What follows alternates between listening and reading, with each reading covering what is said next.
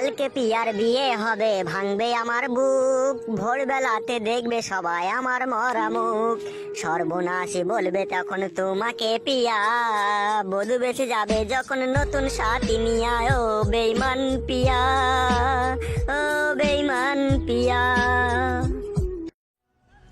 আমি মরার পরে যখন দিবে গো কবর, গোপনে আসিয়া তুমি দিও গো আদর। সেই আদরে থাকবো সুখে পর পারে গিয়া। ও বেইমান পিয়া, ও বেইমান পিয়া।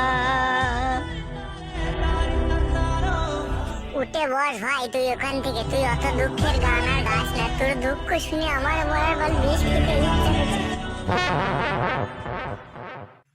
কি আর করবো বল বন্ধু, জীবনে দুঃখ ছাড়া আমার আছেই বা কি আর বল।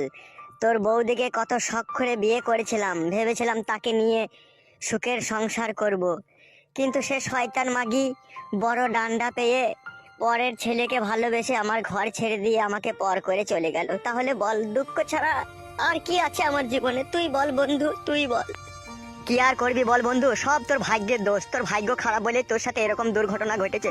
এরকম দুর্ঘটনা যাতে কোনো ছেলের জীবনে যাতে না ঘটে, তাই আমরা দোয়া করবো রে ভাই। তোর কষ্টটা আমি হারে হারে বুঝতে পেরেছি। বউ হারানোর কি যন্ত্রণা।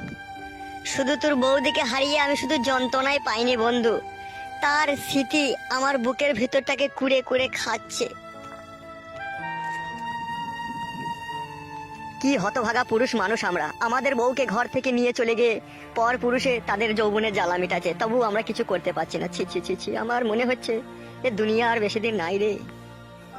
এখন যৌবনে জ্বালা মিটিয়ে নিচ্ছে লেক, মরার পরে ওদের কপালে একটা চিতার কাঠও জুটবে না। তোকে আমি বলে রাখলাম বন্ধু। বন্ধু, তোকে আমি একটা কথা বলবো, তুই যদি কিছু মনে না করিস।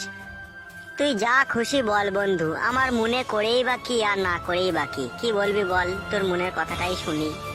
আমি বলছি অত আর মন খারাপ করে কোনো লাভ নেই, যা হওয়ার তো হয়েই গিয়েছে। তুই নতুন করে বিয়ে শাদী কর, দিয়ে সংসার কর, আমি সেটাই বলতে চাই তোকে। আমার মতো হতভাগা পুরুষ মানুষকে কে মেয়ে দিবে বল? যার ঘর থেকে বউ পালিয়ে যায় তাকে কেউ মেয়ে দিতে চায় না রে খেপা। তুই ওসব বুঝবি না। তুই বিয়ে করবি নাকি সেইটা বল, মেয়ে আছে আমাদের কাছে। কে মেয়েটা বল? মেয়েটা হচ্ছে আমাদের ওই যে আমাদের বন্ধুরে পচার শালি, চোরকি চোরকি। পচার শালি তো লেওড়া খেপা রে মা, সেটা খেপে চুদি, সেটা আবার আজুলি। আজুলি হইলেও লেওড়া, তুই যে কষ্টটা পেয়েছিস সেটা তো আর পাবি না। তাকে বিয়ে করে জড়িয়ে জাড়িয়ে ধরে শুতে তো পাবি, সেই কষ্টটা তো মুছে যাবে তোর। বউটাকে নিয়ে যে কষ্ট পেয়েছিলি তুই, তা হইলেও লেওড়া একটা খেপা দেবো মেয়ে আজুলি মারা। আর আমি একটা কোথায় স্মার্ট হ্যান্ডসাম ছেলে, আমার সাথে কি তার মারা মানানসই হবে? তুই বল লেওড়া। বেশি ফুটুনি মারাই না, বুঝলি তো? খেপা হইলেও তুই মেয়েটাকে নিয়ে জীবনে সুখ পাবিবে। তোর আগেকার বউটার মতো লয় যে পালাবে অন্য ছেলের সাথে। বালমুখ আমার। দেখ, তোরা তো আমার বন্ধু, তোরা তো আর আমার খারাপ চাবি না। তোরা যদি ভালো বুঝিস তাহলে দেখ, মেয়েটা যদি হয় তাহলে বিয়ে করবো আমি। ওইসব শোন, দেখা দেখি কিচ্ছু নাই। আমরা পচাকে বলবো তোর শালিকে আমাদের ফুটো বিয়ে করবে, ঠিক আছে? তুই ফুটোর সাথে বিয়ে দিয়ে দে, ও খুব সুখেই থাকবে। বাস, ঝামেলা মিটে গেল। আমরা ওকে বলি করে ঠিক রাজি করিয়ে নেবো। এখন তুই আমার সাথে ক্লাব ঘরে চল আওড়া, কি আর করবো।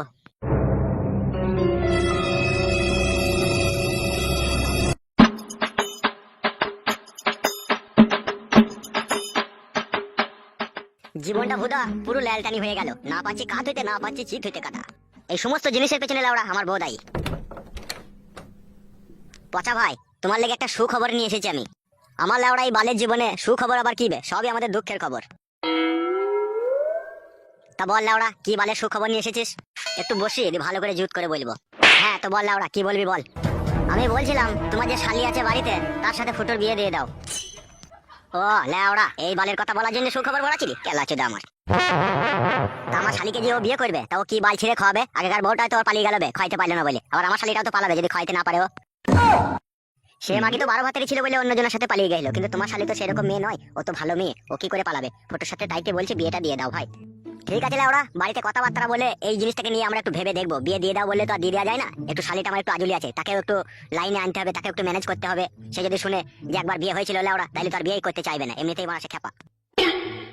ঠিক আছে, এই বিষয়টা নিয়ে বাড়িতে বৌদির সাথে একটু আলোচনা করে দেখো, আর তোমার শালিকেও একটু বুঝিয়ে বলো যে না, আমার বন্ধু ছেলে ভালো, কোনো অসুবিধা হবে না, তুমি বিয়ে করো। এইভাবে তুমিও একটু বুঝিয়ে বলো।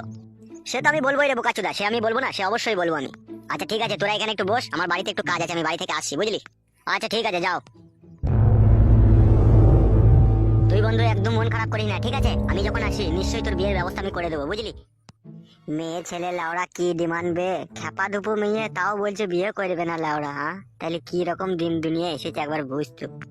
বিয়ে আবার করবে না লাউড়া? খাপে পড়লে ঠিকই বিয়ে করবে। তুই অত টেনশন করছিস কেন? আমি আছি তো, আমি থাকতে তুই কোনো সময় চিন্তা করবি না, বুঝলি তো? আমি ঠিক তোর বিয়ে দিয়ে দেবো।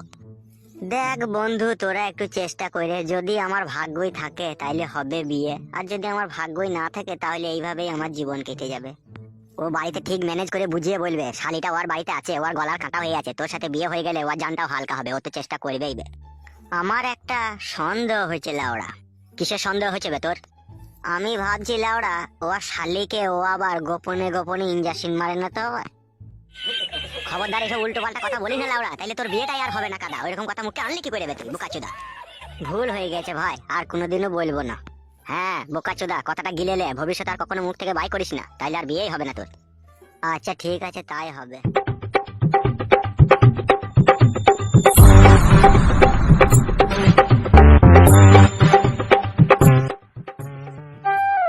কই গো গাঁড় পাকা গিন্নি, কোথায় গেলে? একবার এদিকে এসো লাউড়া।